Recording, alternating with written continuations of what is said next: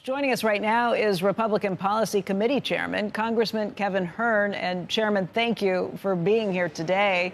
That was President Trump kind of laying out what his administration has done in the first 43 days. The second half of the speech was what he anticipates to come, what the agenda is, and that's probably the most important to us. What's your big takeaway about what comes next, and if you want to maybe put it in baskets for what the policy initiatives are going to be? Well, first of all, I met with the president before he did the speech, and he was very confident going in that he was going to be able to deliver a message that all Americans wanted to hear.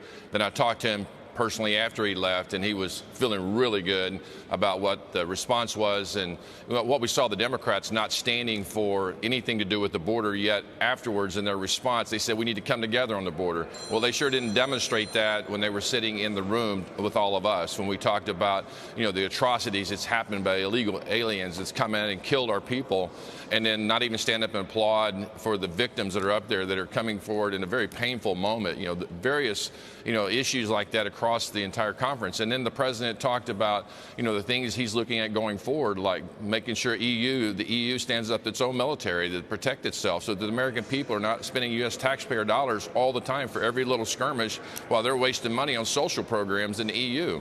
The president announced and talked about the importance of bringing peace around the world. He was tired of seeing people die while they're not Americans or Ukrainians and Russians. It's time to bring peace in the world, just like he did when he was in his first term.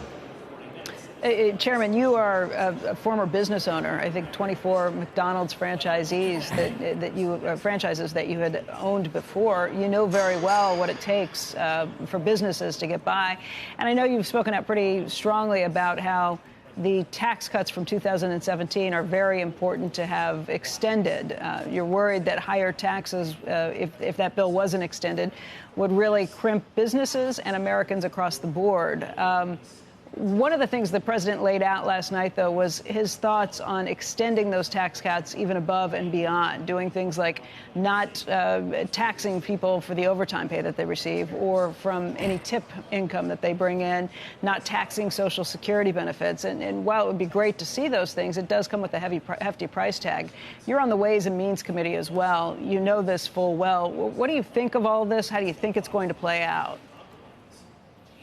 Well, we're starting to work on Monday, now moving forward with the reconciliation package and Ways and Means to get really close to everything that we've been talking about. We have to remember, had President Trump not won the presidency, none of this would be even being talked about right now. We would still be under Joe Biden's policy of appeasement around the world, a wide open border that the Democrats say they wanted to close now.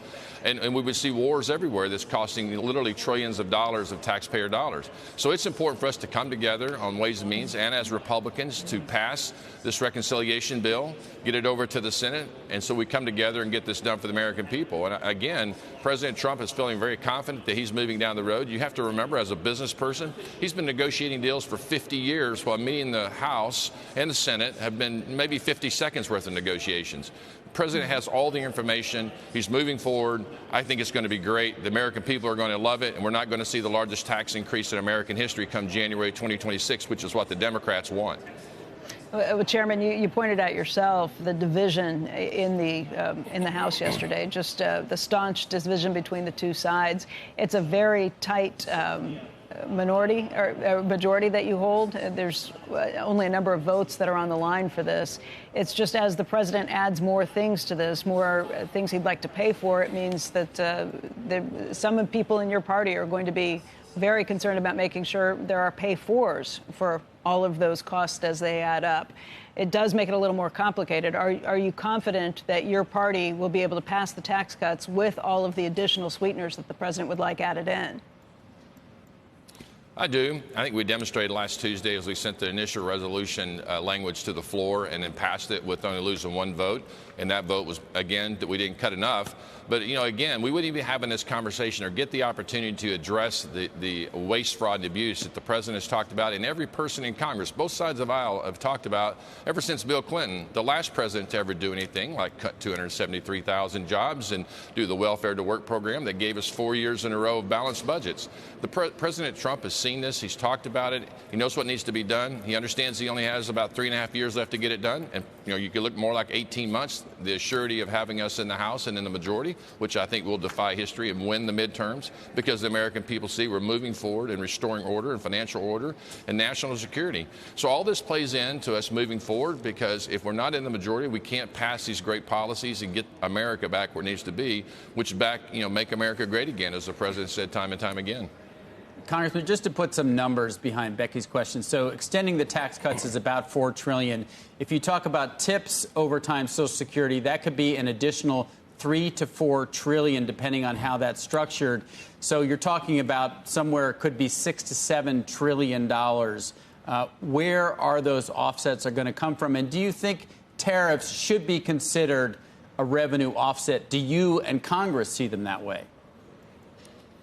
Well, I think not only tariffs should be seen as a revenue offset, and we're getting CBO's ruling on that, but also what the end result is. Do we see tariffs removed, as the president's doing these reciprocal tariffs? Do we see tariffs removed in other countries that are put on our imports, so that we have even more goods being produced and the economy even growing faster?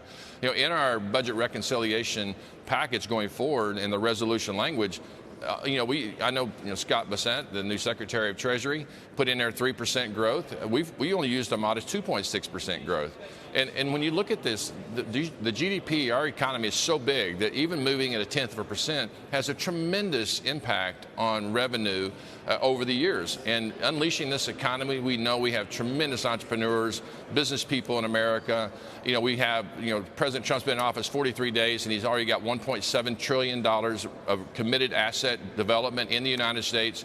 The policies worked. When we did the 2017 Tax Cut and Jobs Act, the premise of doing that was to make sure the inversion stopped. There's not been a single company in the United States invert its company, move its headquarters anywhere else in the world. The tax policy works. We need to codify it, make it permanent, and get us back on the road to a financial security that we need and every American deserves, regardless of party.